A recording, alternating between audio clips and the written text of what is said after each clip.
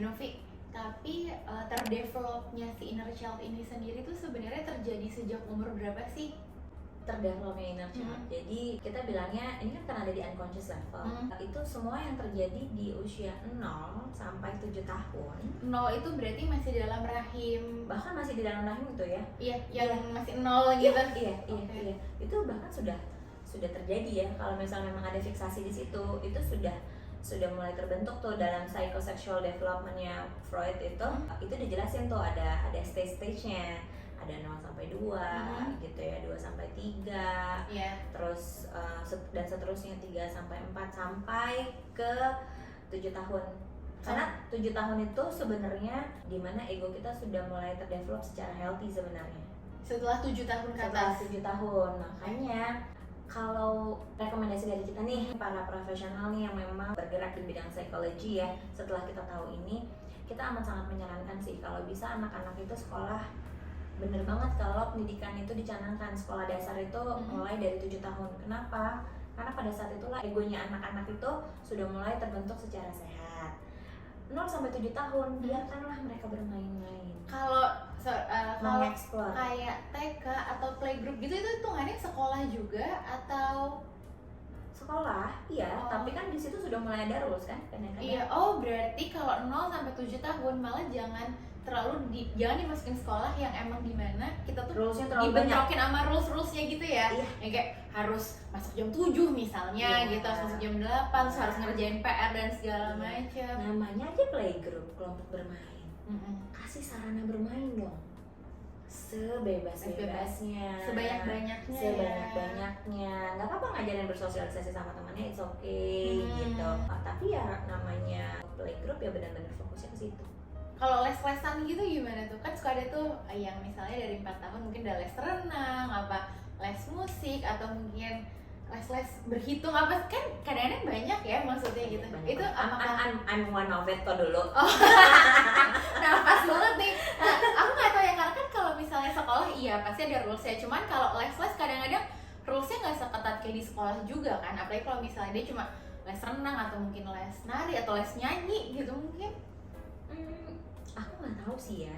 Tapi dulu waktu lagi music itu bahkan ada guru musik atau ya les gitu yang amat sangat disiplin banget sama anak yang diajarinnya gitu. Jadi itu udah emang iya bagus, tapi dia kehilangan waktu bermain sih. Si anak ini jadi kehilangan waktu bermain gitu. Jadi bukan yang terlalu itu, biar dia mengenal alat musik, oke. Tapi bukan berarti untuk dia harus ahli dan jenius di usia itu. Iya, ya, jadi benar-benar kayak kalaupun di les itu yang buat main-mainnya doang gitu ya. Iya. Karena disitulah si unconscious itu memang menyimpan banyak sekali ya. Karena 0 sampai 7 tahun itu justru unconscious kita itu berperan amat sangat besar.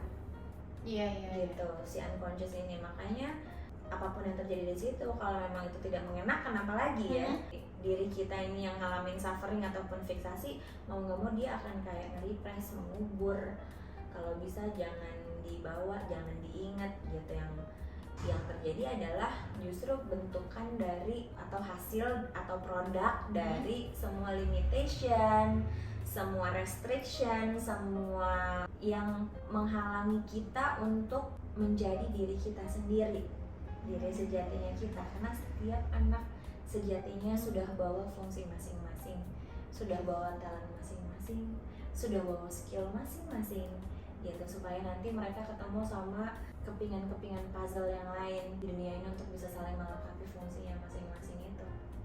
Oke. Nah kalau gitu Mbak, berarti kan ini kan kita ngomongin si inner child yang memang sudah terluka ya, yang melewati fiksasi itu gitu kan dari 0 sampai 7 tahun.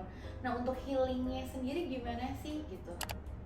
Healingnya inner child kita gitu. Ya kan tadi kan aku udah sempat jelasin bahwa itu tuh terbentuknya dari fiksasi nih di usia 0 sampai 7 tahun. Nah fiksasi inilah yang akhirnya ngebentuk yang namanya false self. False self bukan diri sejati ya berarti? Iya, jadi diri kita yang false gitu, yang bukan diri kita sebenarnya. Kalaupun bukan false self yang kita akhirnya develop, lain adalah topeng yang akhirnya buat kita itu pakai kostum untuk bisa dipersif seperti ini. Yang penting gue diterima nih sama society gue. Itu langsung wound-nya kelihatan banget ya kalau Iya. wound yang nggak pernah diterima gitu. Iya, Jadi mulai diterima. mulai diterima. Nah, inner child healing aku bilangnya ini journey. Karena tadi kan aku udah sempat ngomong bahwa inner child itu adalah si jiwa kecil yang abadi. Dia pasti Iya. abadi, ada di dalam diri kita terus. Mau Oke. sampai kita usia berapapun, Hmm. bahkan sampai kita mau pergi pun dari dunia ini, check out dari dunia ini, si inner child tuh masih tetap ada. Makanya ada kan orang-orang tua yang makin tua tuh makin kelihatan anak kecilnya. Iya, sering banget kan katanya kan gini, kalau udah tua tuh agak tua nanti balik lagi tuh kayak anak kecil tuh. Jadi orang-orang mikirnya tuh adalah cycle kan. Iya. Gitu. Sebenarnya bukan cycle-nya, tapi berarti itu tanda bahwa egonya kita kan semakin melemah nih seiring dengan kita bertambahnya usia. Yes, Karena willpower-nya mungkin masih ada, akhirnya powernya tuh lama-lama makin berkurang tuh untuk beraktivitas. Nah yang keluar tuh akhirnya si unconscious-nya tuh yang nge-grip dia, which is inner child itu yang main banget gitu. Padahal sebenarnya emang inner child ini kalau kita kenalin ya, kalau kita benar-benar bisa memanfaatkan benefitnya banyak banget. Aku bisa bilangnya tuh ultimate benefit dari kita tahu inner child kita kayak apa, itu kita bisa jadi diri kita yang sejati dan benar-benar beyond our imagination. Tadi kan Mbak Novi bilangnya memang ada journey ya Journey. untuk bisa healing si inner child sendiri itu kan. Nah, tapi journey-nya tuh kayak apa tuh Mbak? Maksudnya step-stepnya tuh apa sih yang harus kita lalui dalam si journey itu? Oke. Stepnya jadi lebih kayak gini. Sebenarnya kalau tadi ngomongin tadi si false self itu sebenarnya journey-nya itu kalau aku bilangnya journey-nya tuh dari false self menuju true self. Ya, itu journey-nya. Big atau grand plan-nya itu dari false self menuju true self.